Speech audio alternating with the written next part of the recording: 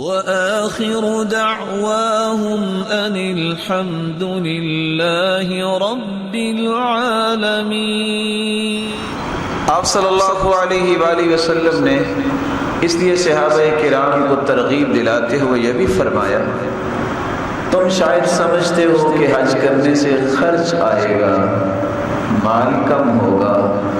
حج ایک ایسی نعمت ہے جس کو بار بار کرنے سے انسان امیر بنتا ہے، توکل بنتا ہے۔ ادیم الحج والعمرہ، میرے صحابہ حج اور عمرے کو بار بار کرو، تابعوا بین الحج والعمرہ، اور ہمیشگی کرو۔ اگر آپ کے پاس طاقت ہے تو آپ ہر سال بھی کر سکتے ہیں۔ فائدہ کیا ہوگا؟